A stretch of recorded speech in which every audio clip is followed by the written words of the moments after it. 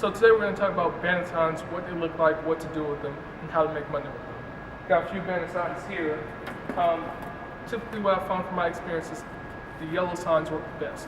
So whenever you're ordering your signs, and you have to choose between a blank white one or a yellow one, always get the yellow one. They're blank on both sides, as you can see here. I don't know if the camera's going to be able to zoom into this, but you'll see the holes are on the horizontal line. That's what you want. You don't want to get signs with holes on this side, on the vertical axis, because that means you can only put in the signs like this. I made that mistake before, and I'll show you what that looks like. I got lucky though, because I was able to send it back and they were able to print something in the right direction, but typically you don't want to do that. So again, you have your blank sign, and you want to kind of put a message on there. And here are some different messages that I've used in the past. I'm going to kind of breeze through them. Cheap house for sale. This is once you find your property and you're trying to sell it, this is the message you would use. Why rent when you can own for 680 bucks? This is the property that you want to hold as a rental property and you want tenants to come buy it. My son buys houses. I just put out signs. This one, everybody loved this one. I got good comments when people were calling in. They're like, this is the most creative one they've seen. Even though I was the son and I was putting up signs, but hey, they don't gotta know that. Vince buys houses, any condition. We buy houses, any condition. Oh, what I've also learned is that when you make them a little bit more personable as well, you get better results. So you just put on we buy houses, you might not get as good of a response as if you put something personable like my son buys houses, I put out signs, or Vince buys houses, James buys houses, something like that. I've seen Big Al buys houses. I've seen it all, man. Here's another one looking for 4 more houses to purchase. This is one on a mobile home I was trying to sell. Mobile home for sale, $8,000. And here's another good one. And this is a good one because remember, these signs are hanging up. So this right here, because of the red and the black and the yellow and the way it works together, it catches people's attention. So as soon as you're passing by, you see something like that, you're immediately drawn to it. Because remember, these people are driving by when they're seeing these signs, so you gotta capture their attention long enough for them to read the quick message. And here's the last one that got printed. Again, this is the one I made a mistake with. Let me kind of show you what the comparison looks like.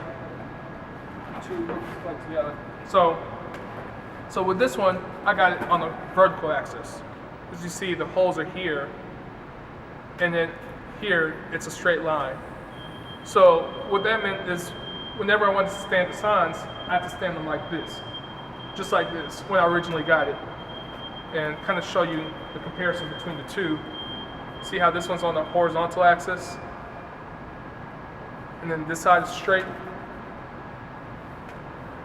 You want to make sure when you're getting your signs, you want to get them on the horizontal axis. They're called horizontal signs, horizontal flutes. Yeah, horizontal flutes, that's what they're called. Now, let me show you why this kind of makes a difference.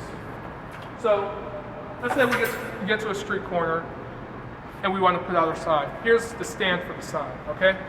So, with this sign, I just want to show you how important this is. You see, you can't put the holes in here. The holes go in here. So,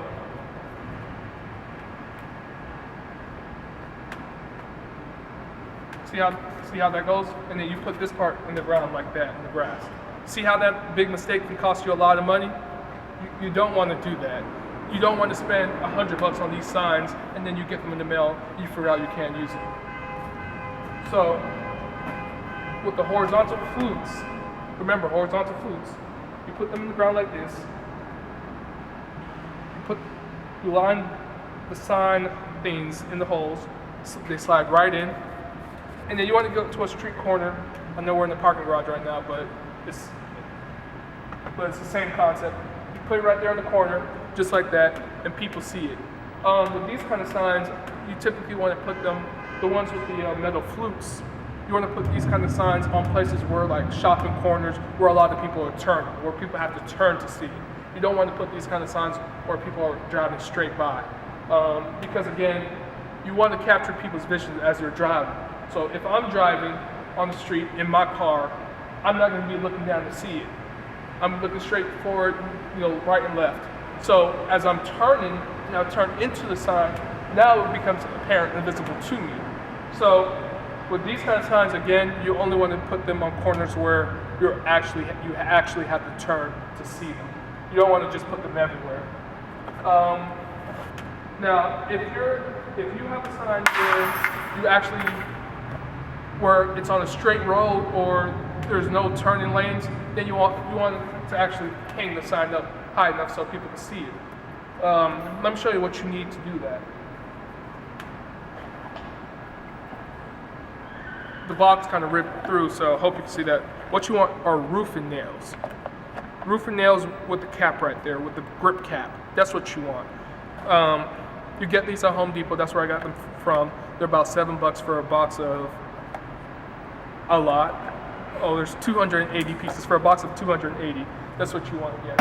And what you want to do is you want to put each one in the middle of your sign. So one here and one here.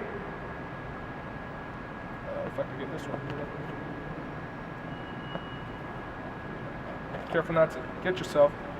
So once you got them in there like that, you want to go to a post, like a wooden post, like a telephone pole or something on the corner. And again, you want to point this towards your traffic. So if traffic's coming this way, you don't want to point the sign like this, because nobody's going to be able to see it. You want to point it towards the traffic like this. And all you want to do is take your hammer, boom, boom, boom, boom, you're done. And that's pretty much it with Bandit Signs. I would recommend you, do it on the Friday night and pick them back up on the Monday morning, because nobody's going to pick them out. Now, if you leave them out on Friday and you don't pick them up, the sign police, code enforcement are going to start picking them up, throwing them in the back of their trucks as trash. And now you've lost the money that you used to put them out there. And that's pretty much it with Bandit Signs. They work. I use them. As you can see, I've used them in the past as well. So that's it.